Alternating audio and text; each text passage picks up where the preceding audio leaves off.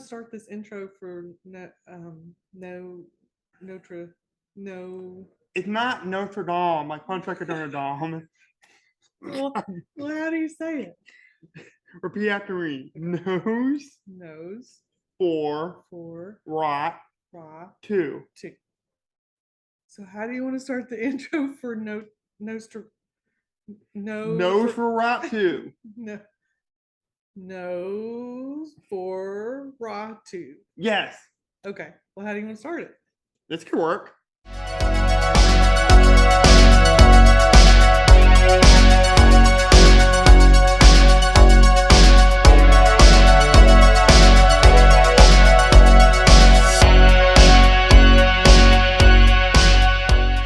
Darkest greetings, horror, sci-fi, and vampire fans.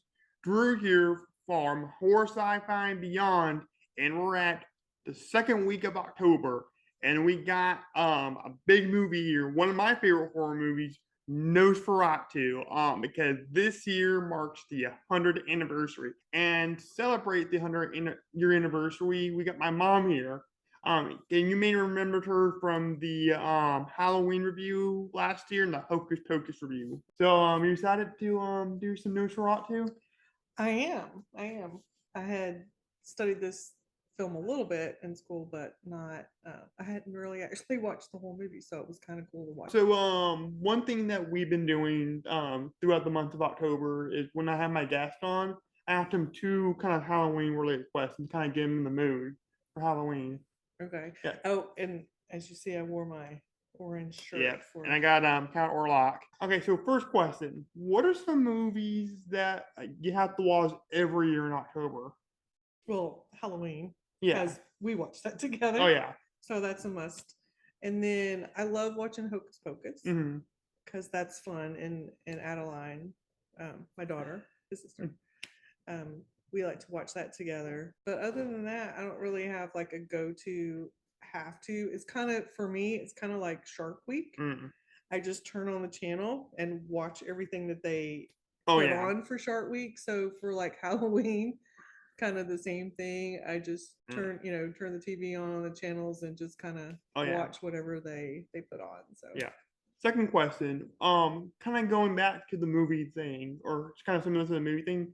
Me and my friend Eric, we did our top last year. We did our top 13 favorite songs to listen to in the month of October.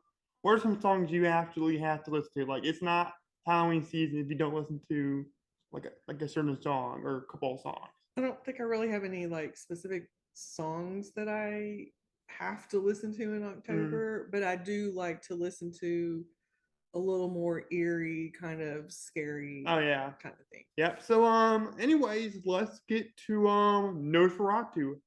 Nose for Ratu. Nosferatu. So how did you find out about this movie? Wow, I don't know because I've been watching and loving horror movies for so long. I really couldn't pinpoint when I actually knew about it, other than like I said, study it in film school. But other than that, I don't remember.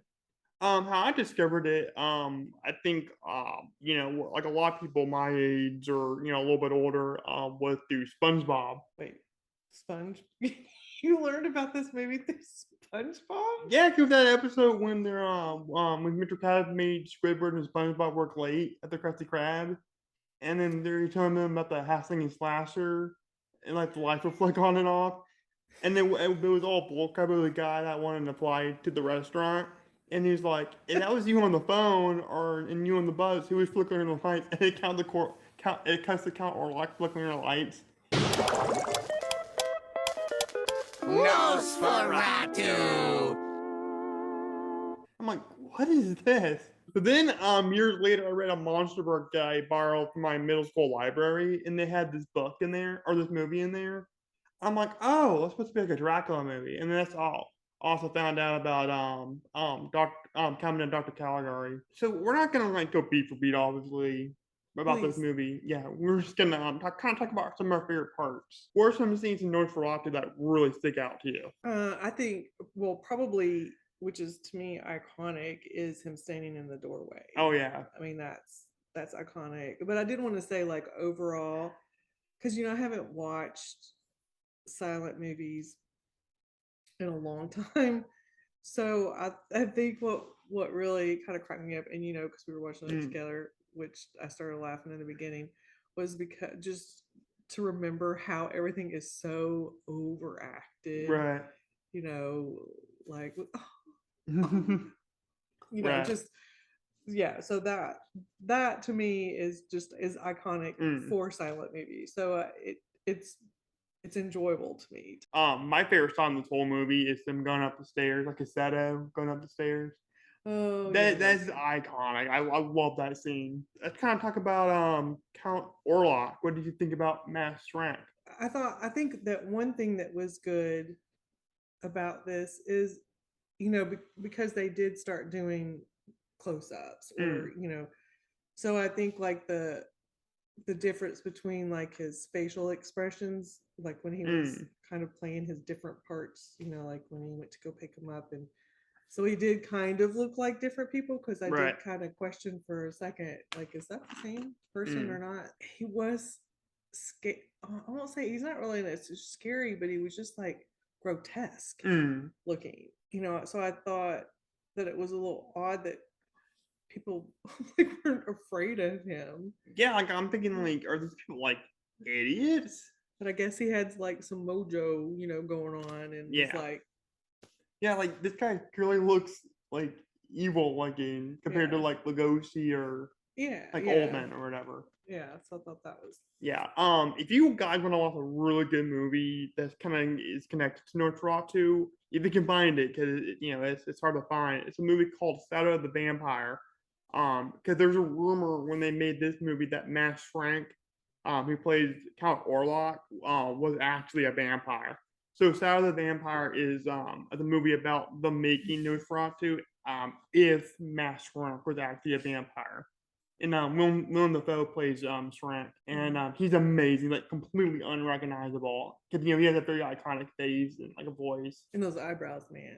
Oh yeah, no, I'll talk about Willem I Dafoe. know I'm talking about this movie. Oh yeah, Eyebrows, man, crazy. oh yeah, yeah. If you can find Style of the Vampire, definitely check it out. It's a really good movie. One thing I wrote down, one of the first lines in the movie, is when this older gentleman says to our main character Hutter, he says, "No one can outrun their fate." Hutter doesn't suspect that he'll be dealing with the vampire, which is a classic horror movie trope.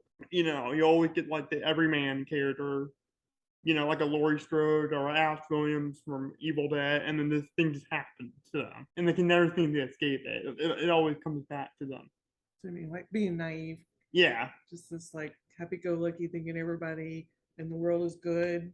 They yeah, run into yeah, evil. and that's what I like about this movie is like it's a horror movie, but at the beginning of it, like it starts out like all sunshine and rainbows with the music. Yeah, when Mina is playing with the cat and sees it's in her window, it's nice. But yeah, I think they did a really good job with uh the moods, Mm. so, and letting you know what kind of mood you're supposed to be feeling based on the music that was playing. I thought they did a really good job with Yeah, that. and speaking of mood, I really like how Jonathan Harker's boss calls Transylvania the land of phantoms, because that was a really good sort of like turn in the movie. I feel like where everything's kind of happy go lucky, and then he said, you gotta visit Cal Orlock in the land of phantoms.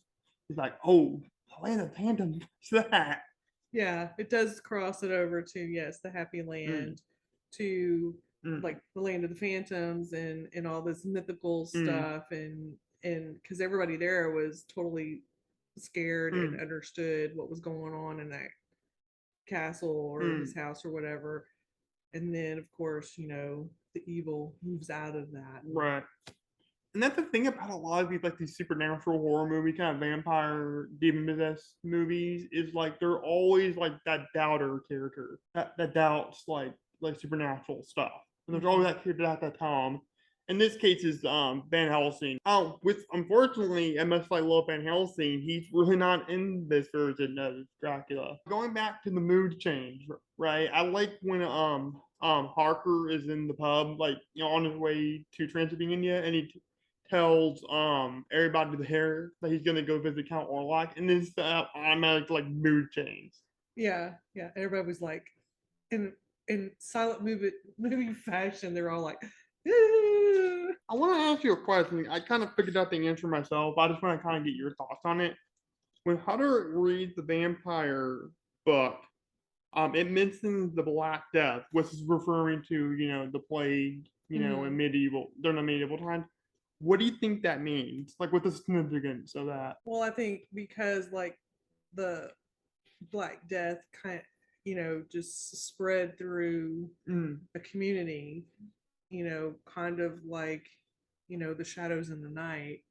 right. So this is kind of like the shadows in the night, like the Black Death kind of just spread Oh yeah, among the people. absolutely. And then there's always, I always see people talk about, especially this version of Stoker's story, that like it really leans on the infection or the plague aspect. Yeah, and I think a lot of people, and then of course I think it references also because people there, because they didn't know about this guy. We even talked about like him being kind of gross and like monstrous, or whatever. Like that's how Dracula was in the book or in the novel. Mm. So we always think, Bale would go see, Christopher Lee, slick back hair, fangs, Right. cape, and he's not like that in the book. Like he's a disgusting character in the book. Like Yeah. he didn't look like Count Orlok, but he has like really like gray hair and he's wrinkly and he's like, It's kind of like the other ones seduce people mm, by his looks and his slickness. yeah, But in this one, like I said, it was almost like how could people not think that he mm, was evil and weird? So I think it was more about, being able to, put a spell on them, for lack of a better yeah. way to say it. I mean, do you have anything else to kind of? Well, I just want to talk about the two things that I Oh, can complain about the movie. Like, one, of course, I understand that this was 100 years ago, but the fact that his wife couldn't stay somewhere by herself and she had to, while he was gone, she had to be cared for by other yeah. people. That was like, I was like, oh my gosh, like seriously, like the Mm, woman couldn't stay in her own house. She had to have another man watch over her because, she mm, was so fragile, and so of course they classically made her very right. fragile and passing out and oh, you know, kind of things. But the big thing that Drew got completely irritated with, that God. I kept talking about through the whole probably mid to end in the Mm, movie, was the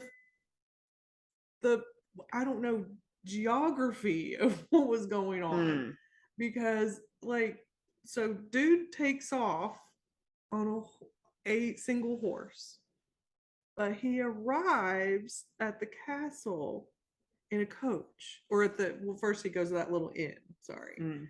in a coach. When did he change from the single horse to the coach? What Yeah. happened in the middle there? And then, to confound me even more, was when the count is packed himself in the coffins. He goes back to the location that they live, or goes to the location where they live.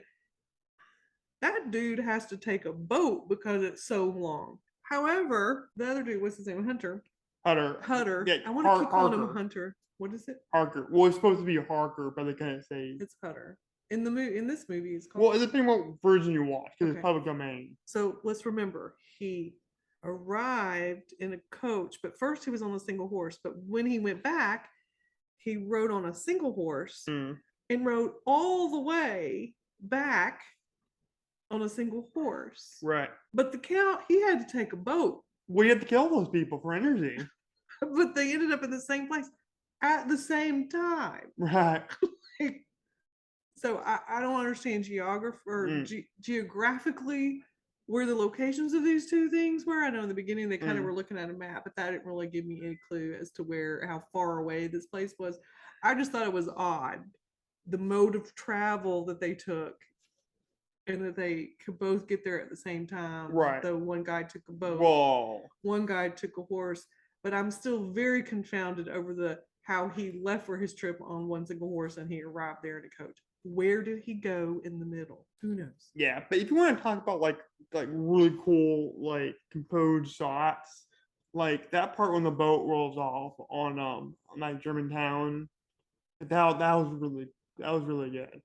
Yeah, cinematically they did really good with that. That was impressive for the time for sure. Oh, and I like the other thing that they use where they use the what do you call that? Where you I know it has a name. Oh, like the vignette. So they softened the edges for like things that they wanted you to focus on. Oh yeah. That's Oh yeah. classic and pretty cool that Oh yeah. that was in there.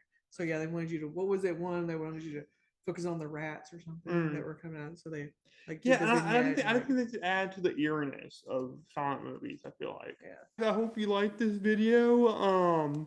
Next week we got the Evil Dead trilogy with Eric White and Jackson Harbor.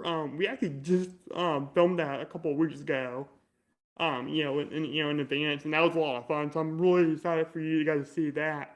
So if you like this video, you want to see more videos like that, slap that subscribe button. Hit that like button and share this video. And this has been Drew from Horror Sci-Fi and Beyond. Over and out. Bye.